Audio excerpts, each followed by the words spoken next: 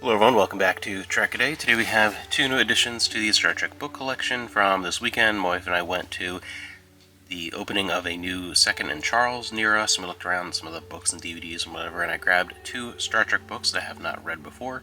We have Star Trek Next Generation, Collateral Damage. So looking forward to getting into this one.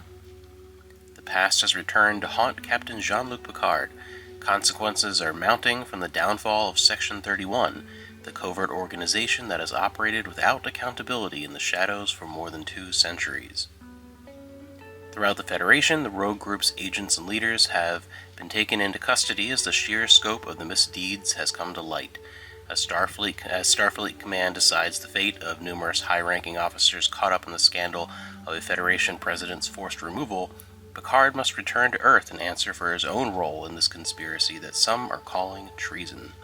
Meanwhile, the USS Enterprise is sent to apprehend pirates who have stolen vital technology from a fragile Federation colony, but acting Captain Commander Worf discovers that the pirates' motives are not what they seem, and that sometimes standing for justice means defying the law.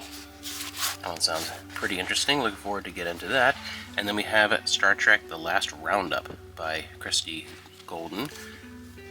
We have Having Saved the Federation One More Time in Star Trek The Undiscovered Country. This is a direct sequel to Star Trek VI.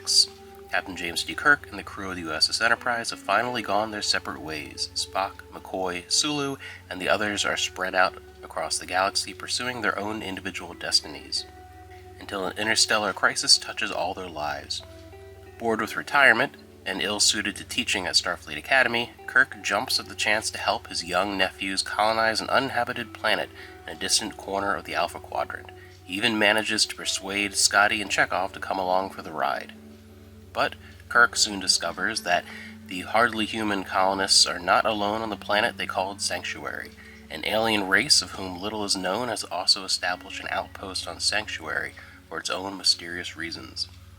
Suspicious, Kirk investigates, only to discover a terrifying threat that strikes at the security of the entire Federation.